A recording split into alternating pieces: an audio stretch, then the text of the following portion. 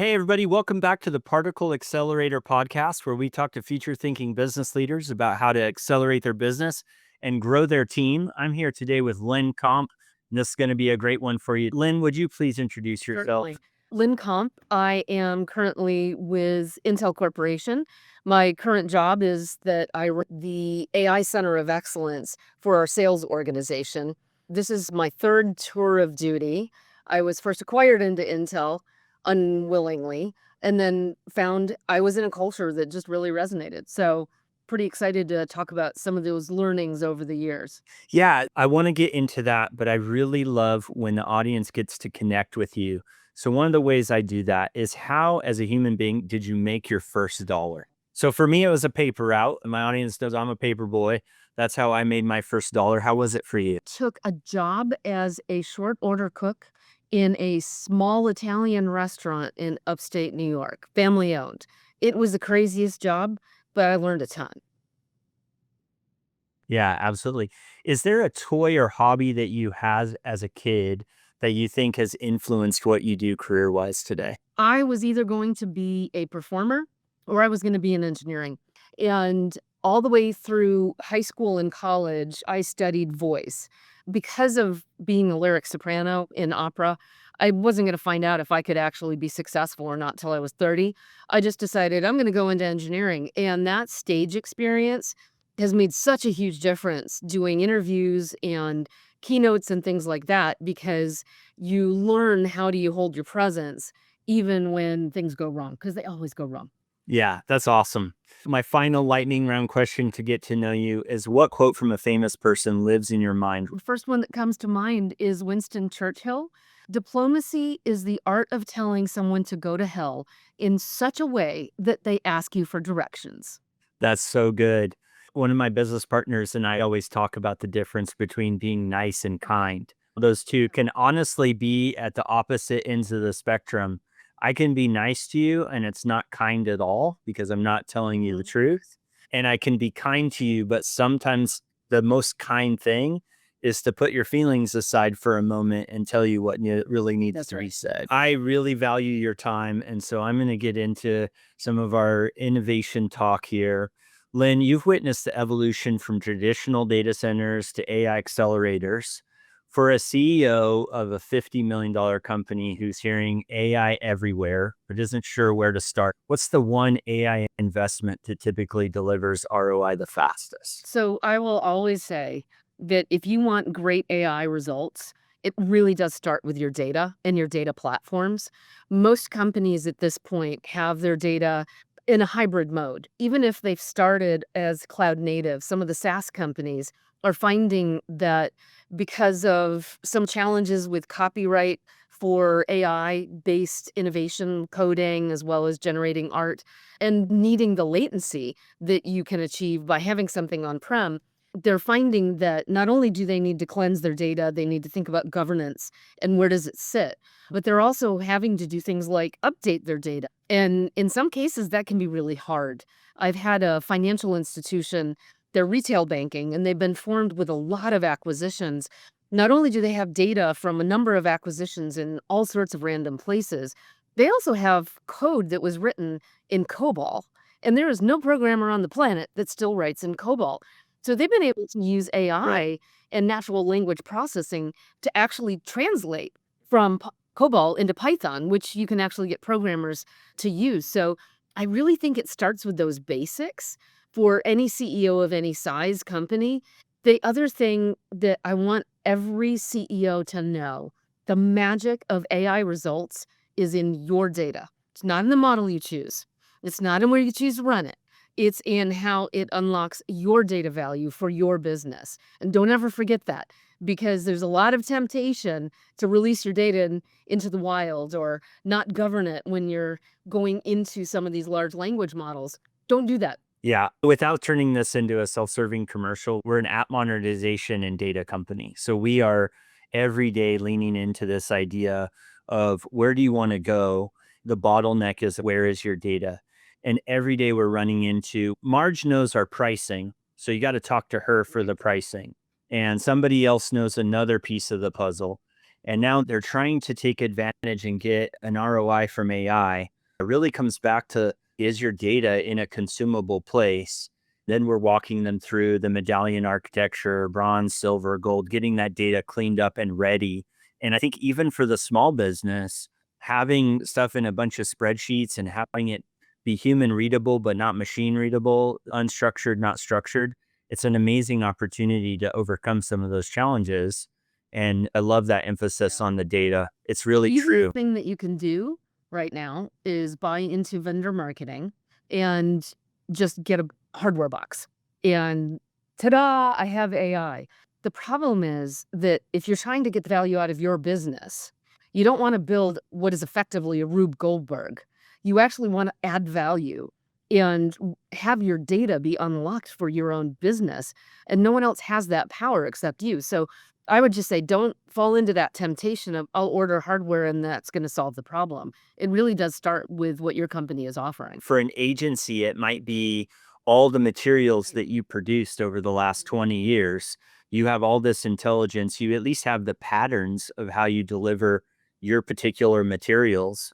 It might be that needs to be placed into a RAG or put somewhere available Right. to you. You're leading Intel's AI Center of Excellence while you're also sitting on the boards of AI hardware companies. What's the biggest misconception mid-market leaders have about implementing AI in their organizations? I think it starts with a specific kind of hardware, and there's this overemphasis of what model are you going to use, and this huge hype machine around the latest LLM, and should you be open source, and should you use Hugging Face, should you use DeepSeek? It's just crazy and really hard to keep up with. My day job is AI, and it's really hard to keep up with the news. I quite frankly use AI to keep up with the news. So I think that the main thing with that is don't over engineer towards what hardware a model happens to run on. Really think about the workflows that could help me take advantage of my data. So I'll give you a good example. At Intel, we have an AI platform that allows people to swap out models. If they're using AI for coding, they can choose something like Claude. If they're using AI for querying, they can use something like OpenAI. And what's really interesting is we put all of our product specs into a RAG format so that when our teams query it, they can get access to it and reformat it. Translate that into a real world application. Anybody who's doing RFPs in response to 6 different customer requests, you got 6 different formats. And our own design teams would spend weeks between a 6-page white paper versus a PowerPoint. And what they found is if they used a chatbot interface and RAG with our own design specs, they could turn the different RFPs in days. It used to be weeks, and you could really inject some errors into the new document, transferring it from Word into PowerPoint. So it prevented errors and it just sped everybody's life up. So now our designers and platform engineers are not sitting there writing documents, they're actually helping customers. RAG is Retrieval Augmented Generation. And for folks who haven't heard that before, that is the idea of taking your data, contextualizing it into a vector database so that your AI chatbots can retrieve it, pair it with the LLM, and do stuff with it. The RFP use case is fantastic because most RFPs ask the same questions, and you have data about your services, your company, your security process, the way you deliver services or your products. You can get those into a contextual database called a RAG and then use those for customer support. And so now with the tools like Len, you just mentioned, now the modality of the action is separate from the data context itself and then the LLM being able to answer those different chatbot queries. So I think that's fantastic. I also question the RFP process now because if everybody is just using AI to produce their RFPs, they're just using public knowledge and they're answering RFPs and maybe 20% their own answers, but 80% the world's answers.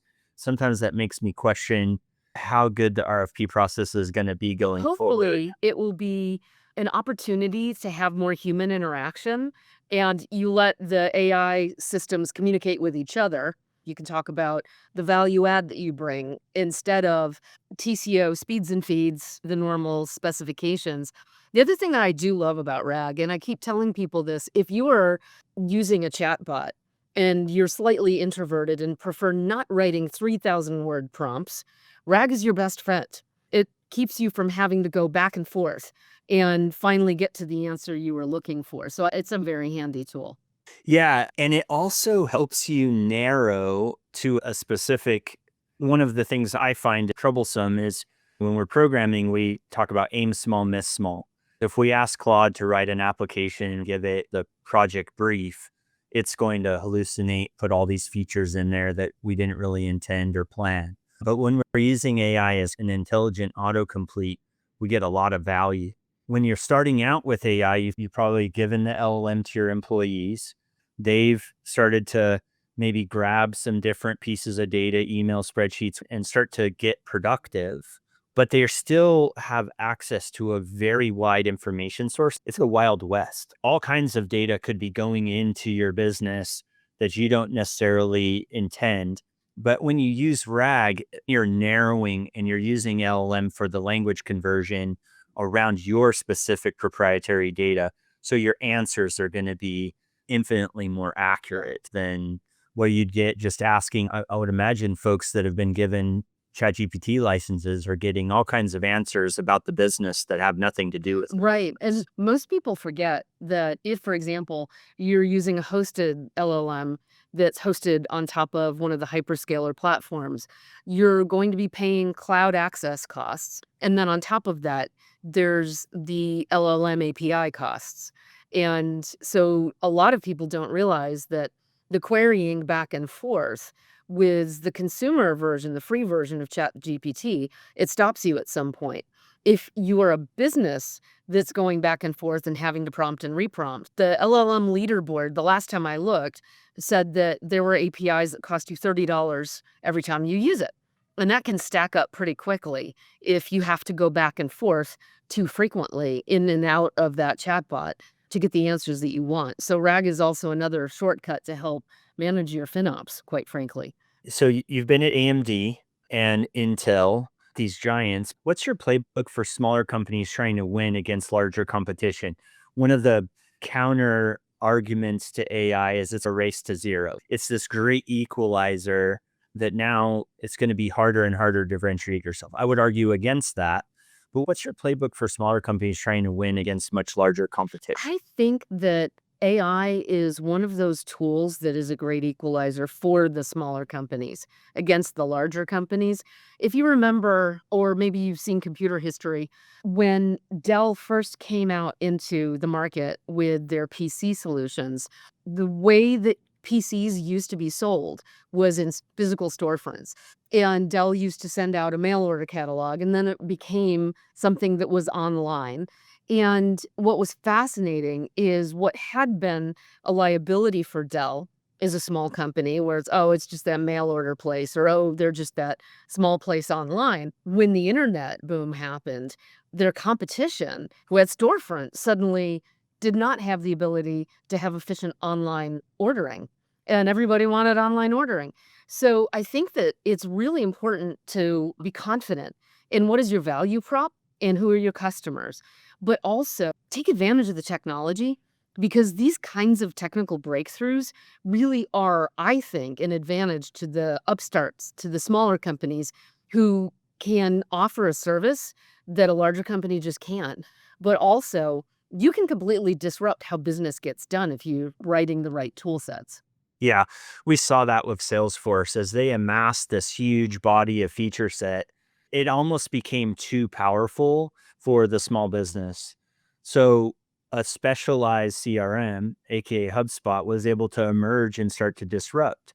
And I see that cycle. Folks come in at the smaller end of the market, they add features moving up into the enterprise. There's always that room at the bottom for the more simplistic solution that delivers a specific key value, whether that's a product or a service. Just being the best at one small thing. I think we've seen this with consumer goods, like the company who made really awesome socks or really awesome t-shirts is now a go-to brand for your whole closet.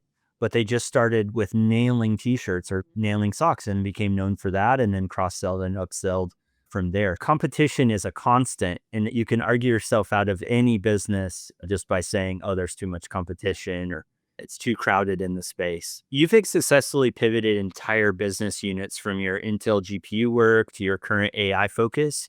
How should leaders recognize when it's time to pivot versus double down on their current strategy? I think it really comes down to I've always looked for breakthroughs in technology that line up with and or solve a huge problem for a customer base.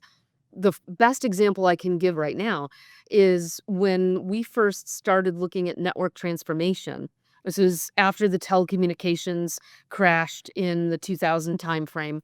All of these operators, telcos like AT&T and T and others, they still had to provide network services, but they had a significantly smaller sales force to do it. Their pipes were carrying the payload for Google, for Amazon, for all of these internet social media phenoms.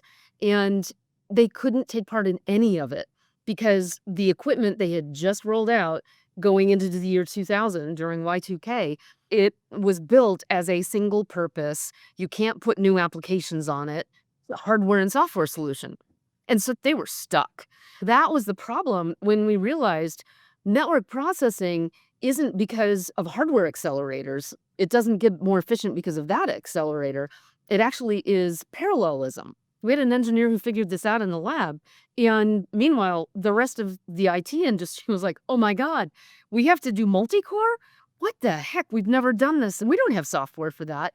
And so it was very much, some of those old commercials where people bump into each other and come up with this crazy combo. Network transformation was born because the telcos were desperate. They were like, I have got to get something that is more flexible so I have a chance at supplying that kind of service. We had a bunch of hardware vendors who were hungry to go in and bid for that business. And we had a number of startups that were saying, oh, I can do core network functions on top of a virtualized interface. What used to be dedicated boxes with dedicated ASICs became like a virtualization environment with multiple apps on top of multiple EMs, which evolved into Kubernetes and containers. So that's that two-way need of multi-core technology wave hitting your customer. I don't have the ability to host search engines. And then the third piece was really, we can bring this together with these kinds of software libraries, and we open sourced it to make sure everyone could get access. Yeah, that's really cool. It sounds a couple of times in my career, my original CTO, we built an online travel company from like nothing to 70 million. He had a very location based mindset. So we sourced white box servers locally. We built a local Midland, Odessa data center in the middle of small town Texas. And as the time progressed, we started looking at our internet bill and realized we could move all of that compute to a Dallas colo for half the price. Like our whole budget was cut in half because we didn't have to pay the telecom companies for connectivity, and we had 24-hour support. Anytime you can see these advancements that improve cost structure but double level of service, those are like the why not, and where like you want to break down any barrier that's in your way to realize gains like that. Absolutely. Really cool. You mentioned being inspired by leaders who navigate from zero to excellence. For our listeners building something new, whether it's in an AI product line or entering a new market, what's your framework for making decisions when you don't have all the data? Well, if you have all the data, you've missed the market. Basically, somebody else solved it and there's something there in the market. So I would advise never waiting for all the data. What I've seen a lot of these solutions come out of is an annoyance or meeting a need that you had that just became a solution that you used. And then somebody else said, hey, wait a minute, can I have that? There's a tool at Intel we used to use for optimizing code called vTune. It was one of those utilities that an engineer wrote for themselves when they were profiling software. It was never supposed to make it out of the company, but a customer saw them using it and went, what is that? I want that. And so those kinds of opportunities, you stand up, you pay attention and go, okay, maybe we should shift. And there's a number of SaaS entrepreneurs that have done this brilliantly. WhatsApp was not supposed to be WhatsApp.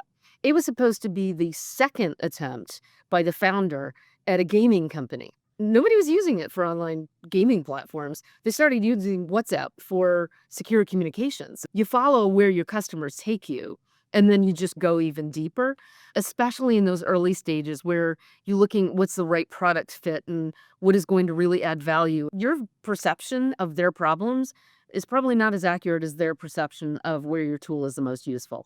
Yeah, I think embedded in there is some like hyper listening skill with what your users want. Helped many a company like, okay, I think it's about time we talk to the customers. I'm always surprised by some of the resistance. My customers won't respond.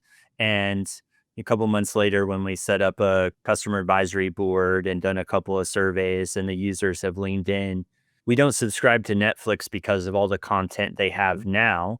We subscribe to Netflix because of the content they're going to have.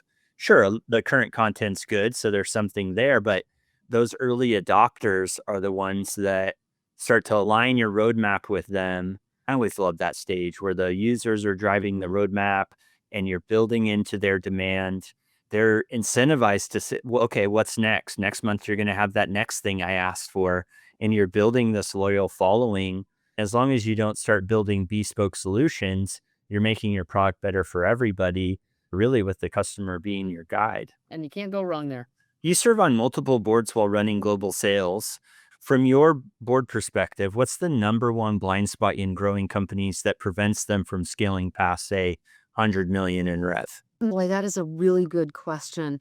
I think a lot of it is there's this really subtle cutover point of knowing when your first generation product got you to that point, but what the market really needs is something slightly different.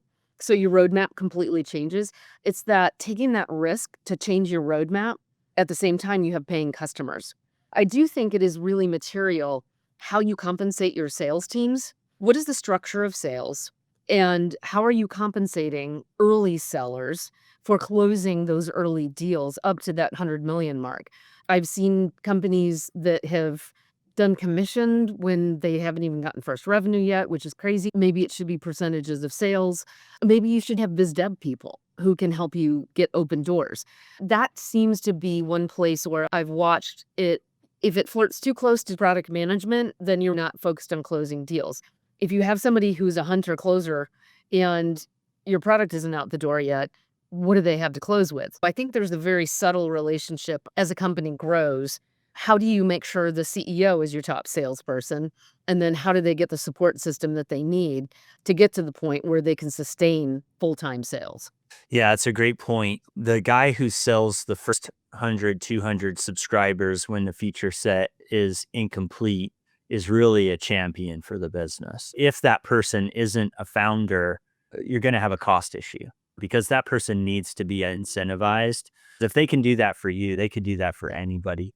And that's a very rare unicorn like skill to be able to bring in those early adopters and tie them to the roadmap. You're going to need to incentivize that person heavily. Making that person a founder is probably not a bad mix. Exactly. Because then they have some incentive for long-term success and for either an exit or an IPO or whatever strategy is. So they'll see those incentives down the road along with the founders, but you're not compensating them like an IBM salesperson would be. Yeah, that makes total sense. And then you mentioned that sales ops or BDR role. How do you see that shift as time goes on? I've never really had a bunch of success with. Typically, those folks don't live and breathe the product in a way that makes them worth first contact. So then they just end up scheduling meetings. The client doesn't like it because speed to trust is impacted. Have you seen a model that works there with the BDR type? In general, what I've found is it works really well when you have a run rate and then you're taking the opportunity to spin up a new type of business or a new business line because you're going to have sellers on your run rate. The BDs, a handful of them, can start closing the pipeline and getting the deals. If you hire those people that are part sales and part product, they can get the product line to the point where it's got enough run rate where you could basically cover the cost of sales of assigning dedicated salespeople to that new product line. Yeah, that makes sense. I'm going to stay on the topic of sales a little bit, and then I'll come back to AI governance because I want to touch on that. You've built sales engines across different technology cycles. What's changed about enterprise selling in the AI era, and how should revenue leaders adapt their approach? You know what's really funny? And I've seen this online a few times, just commentary. Everything in AI moves fast, except getting on the enterprise whitelists for purchase. Maybe 10 years ago, it took you 5 years, and now it takes you 18 months. But when you're a SaaS person and you're looking at trying to be whitelisted by these major enterprises, 18 months is like forever. It's more than a year in terms of your revenue cycle. I think that's one area where it's still so much slower than other buying cycles, and it's hard if the company had a DNA of SaaS that were more B2C versus going into B2B. I think that's the biggest surprise I've seen people run into because they thought, "I can extend into that, and we'll have deals closed by the end of the year." Not if you're not on the purchase list. Give me some context in there about purchase list, and this might be a consumer electronics thing that I'm not totally familiar with. Are you saying if I want to use Intel products in my products, or I want to build a solution around certain things, that there's some barrier there? Basically, every single enterprise, especially ones that are in more regulated industry, financial, healthcare, government, what you'll find is that their IT departments have a certain set of vendors that are pre-vetted by a combination of purchasing, contracting.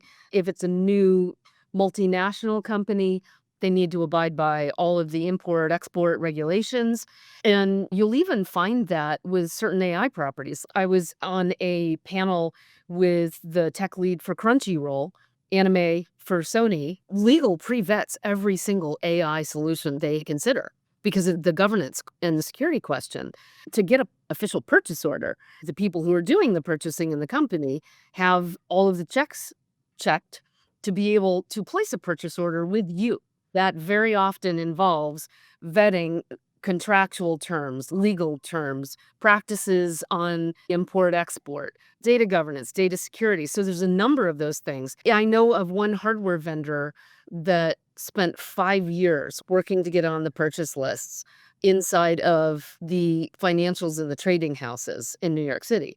It's not quite that bad when you're talking software, but if a company that is overseeing the anime arm of Sony Pictures has pre-vetted purchasing for AI products, that just should tell you something. You're going to have to pass all of those requirements before they can place the first purchase order. Right. Yeah, that's a great point. So in enterprise sales or B2B sales, not only is there the time it takes to create the relationship, but even when the relationship is created, there's time to be an approved partner, a vendor. We find that as a Yep. service company, the bigger the client, the longer it takes for approval.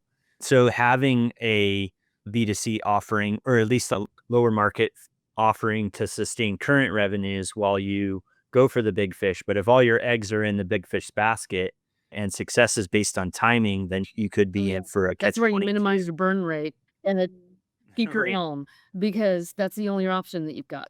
And track any win, any conversation you're having with enterprise, any little step forward that says, hey, I'm still in the process. I love that. Thanks for the extra Yeah. context. If you were advising the CEO of a $30 million manufacturing company who wants to stay competitive over the next 5 years, what would be your top three priorities? If they're US based, I would think that there are a couple areas they can start with that are very mature. There's something called edge computing because when you're a manufacturing company, latency matters. Latency in a manufacturing company relates to safety, and that's very important. The next thing that I've seen get used, and it's so universal at this point, is computer vision. I've seen this in safety systems with safety alerts. Everybody who's doing manufacturing, going to have some sort of shipping and logistics if it's a physical product. And then some intelligence about what's happening worldwide. You can do that with a basic analytics system.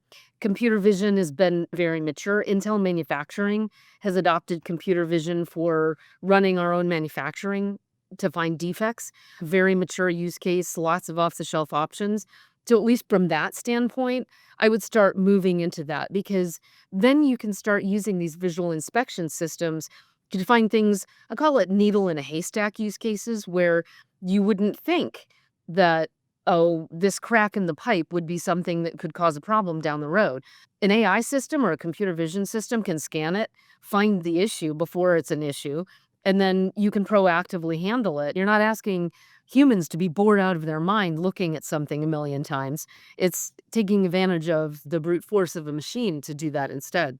I think the other thing to really be aware of is the way that any AI-based products are being governed in different geographies. It varies quite a bit.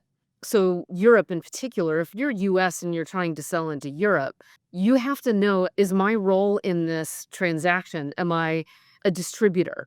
Am I developer of an AI system? Am I a deployer of an AI system? What are responsibilities in taking this outside the borders of the US? Even within the US, New York City has its own regulations for AI. Colorado has its own regulation for AI, and California has two regulations. One of them is chatbots, and one of them Gen AI.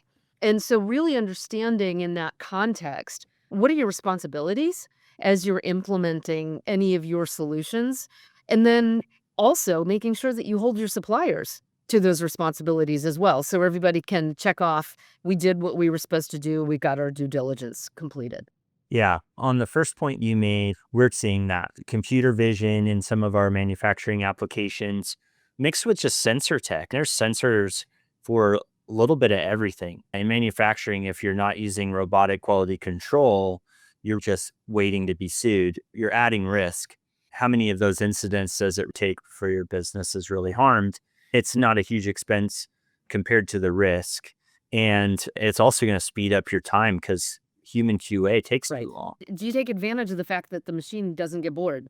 Yeah, for sure. I hope to see some of that in the TSA process real soon. I know. It's like, why are you taking my picture if you're not going to do something faster with it? That's right. And then that last point is really great. I think CEOs should be thinking of compliance in that way as a value add. Getting those compliances should no longer be seen as a, oh man, that's a cost of doing business. It should be seen as a, hey, we are ready for you as a customer. We're compliant with all the AI regulations and we secure it from vendors. That should be a value proposition because chances are the people that you're bidding against have not done that. So looking at compliance as a value proposition rather than a cost center, you should think of it more as I get to do this rather than I have to do this. And I think that's a key kind of transition to your up-to-date expertise in AI governance. Something most CEOs haven't even considered yet. What's the first AI governance question every business leader should be asking their team right I now? think the first thing where you start is at the start of what problem are we trying to solve using AI? And where is the data? What shape is the data in? Do you need it cleansed? Is it where you need it to be? How do you secure and govern that data? Because that's where a lot of the liability and opportunity comes from. So, those two questions of what problem are we really solving that takes unique advantage of what AI can do, and this is what I say, it's prevent building Rube Goldberg question, because you don't wanna do AI just to do AI and then come up with this elaborate machine that has rubber bands and marbles and everything else in it, but the computer version of that. You want something that's really gonna solve your problem. And so if you can start with that first order question and then go to the next level of how are we going to handle the data, structured, unstructured, old data, new data, and then really have a good first principles on that question, that will prevent so many issues down the road of the implementation. On the medium-sized market, what I see is that the business owner watches Fox News and AI is simple, less expensive, and it can just press a button and get it. And I think just by asking those two questions right there, it will allow business owners to understand that this is an evolution that works best with folks that are already data mature, already understand their business processes, and are looking at KPIs that they want to see improve and see how AI could help with that. A lot of people just feel like AI is an easy button. I just want more of the AIs and my business is going to get easier to run. And unfortunately, I think that's a recipe for a broken expectation. But if you're running a mature business and you know where your data is, or you at least know that it's in a bunch of people's heads and needs to come out, and you know your business processes and KPIs that you need to have improve, then you're also not going to overspend. You're going to find a solution that has an effect that's improving your business. And there are so many solution providers that can offer you the first extension to what you already have deployed or what you're already using. You don't have to go all whole hog and buy this completely new system and totally new everything. You can take the platforms that you have and start. Chatbots run on standard processors. Document processing does well on standard processors that are already deployed. But if you are looking to just test out, where am I going to get ROI from these use cases? Start with software on what you're running and then move to the hardware you really need if you do need new hardware. I do think there's probably one other thing worth mentioning, just because living AI every day, the approach on copyrights and copyright holding when you're using AI tools to create things are pretty challenging right now.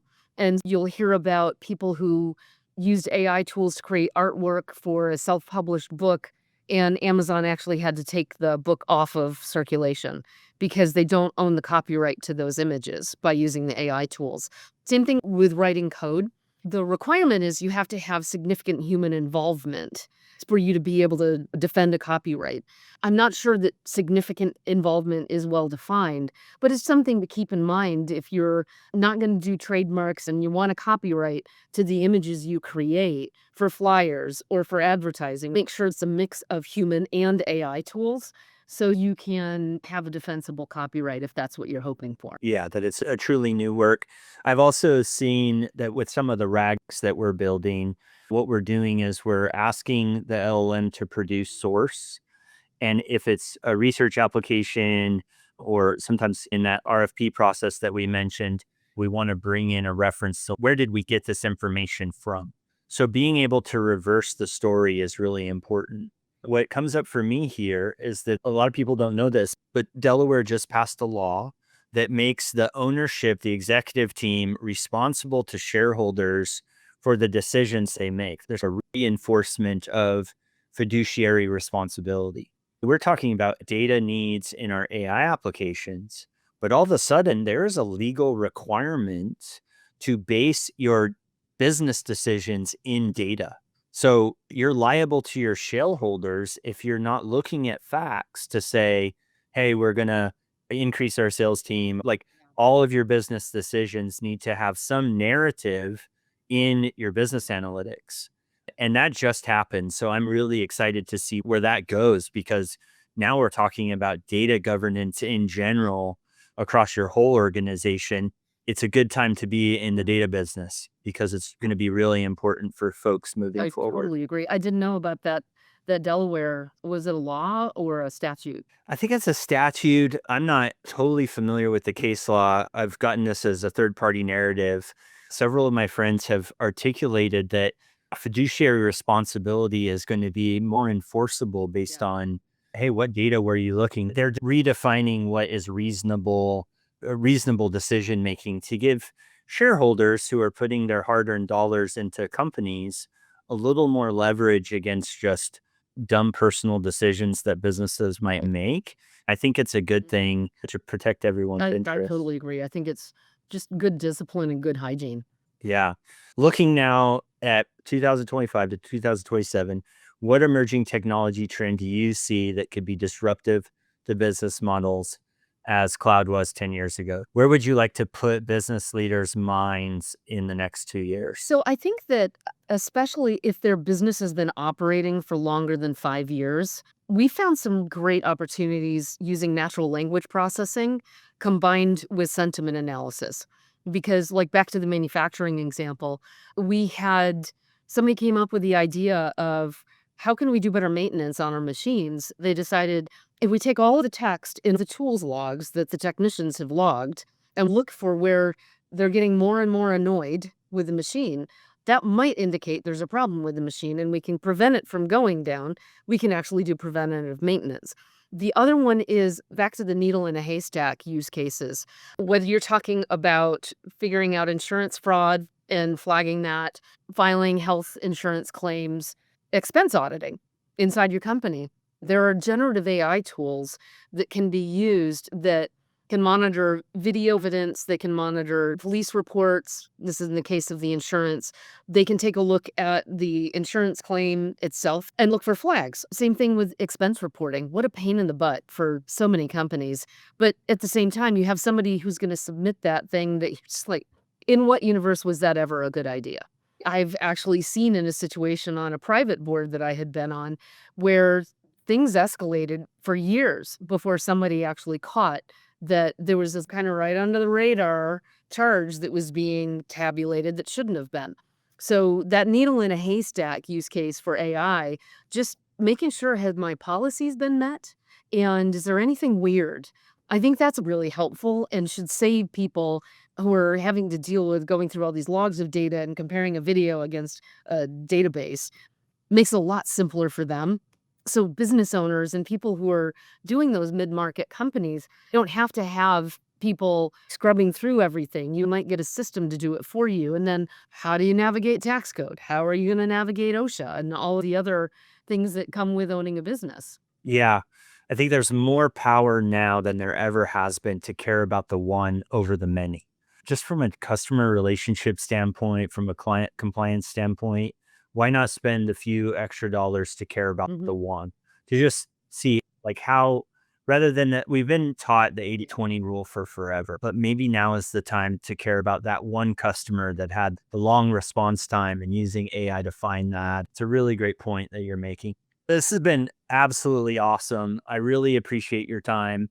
If people want to connect with you, what would be the best? If they like what you shared and they want to connect with you, how should they do? Easiest way to do it is connect with me on LinkedIn. It's Lynn Comp, and you can find me because I've been at Intel and AMD and a few other places.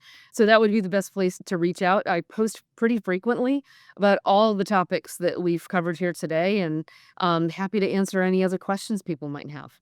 And who do you love to connect Mm. with? Or are you looking to connect with? Because, yeah, I don't know about your LinkedIn inbox, but mine is a treasure trove of every available service or go getter out there.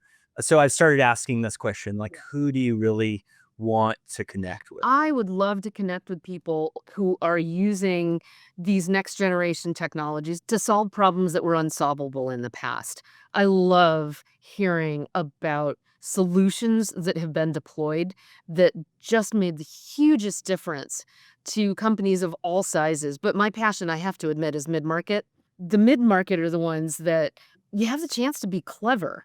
I love those clever solutions. So, those are the things that I get really excited about. Awesome. Thank you so much.